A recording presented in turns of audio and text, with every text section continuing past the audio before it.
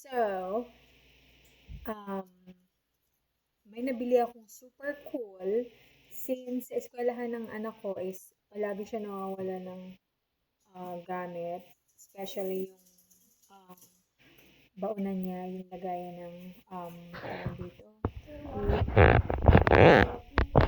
lagayan ng tubig niya, ng drinks niya. So, meron ako nabili.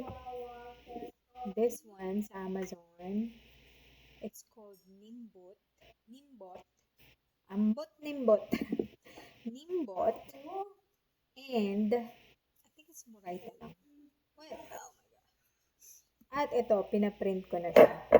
At ang kinalabasan,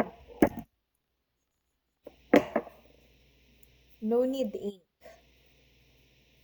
Tapos nung pinili ko to, may free siyang isang roll ng blank sticker paper. Sticker paper. What's that? So, sticker siya, tapos ilalagay mo lang siya sa, stick mo lang siya dito. I don't know where I'm gonna stick it. I'm gonna stick it right here. Dito na lang.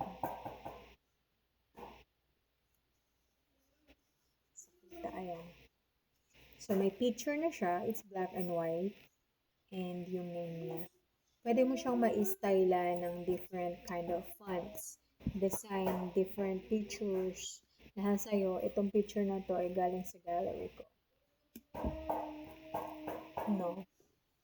Kasi palagi siya nawawala laging nawawala kung saan na pupunta yung mga gamit niya.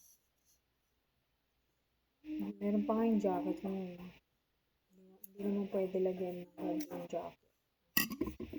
Meron pa ba? So, meron na siya yan. Meron siya yan. And this one also. Lalagyan ko lahat. Lahat ng kayang pwedeng lagyan. Ito. Lagyan ko ito. Nasaan yung part?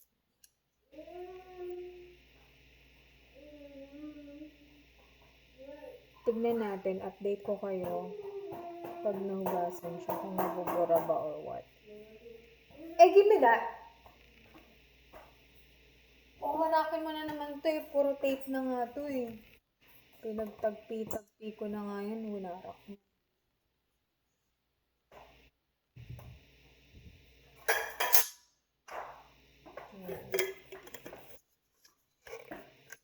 Diba? Lagyan na yung lahat. Tapos, meron pa akong ginawa. Kasi dito palagi ako nalilito sa switch namin kasi kalilipat lang ng bahay.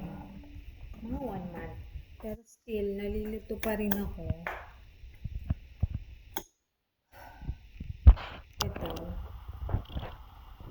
Ayan. Ayan. It's for kitchen light. This is for island. This is for dining light. This is for hallway light. So, isang sticker siya. Ginupit ko lang sa gitna. So, bali sa isang sticker niya, dalawa yung nagawa ko. Then, ginupit ko lang siya. So, sa isang sticker, nakagawa ko ng dalawa. No.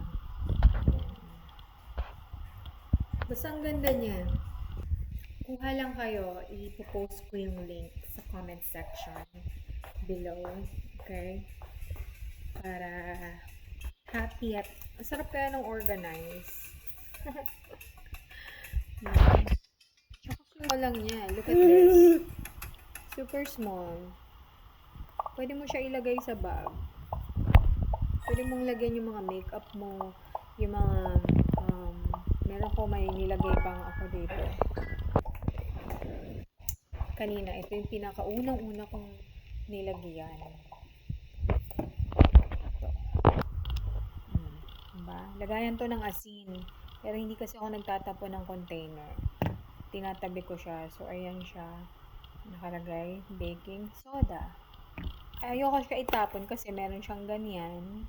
Di para i-sprinkle mo lang. At meron ding ganyan. So, bakit pa tayo bibili ng panibagong container kung pwede naman? Pero dati talaga, ganito ginagawa ko. Scotch tape. Tapos, ginugupit ko, sinusulatan ko ng something kung ano. Ngayon, I will put this and it's more neat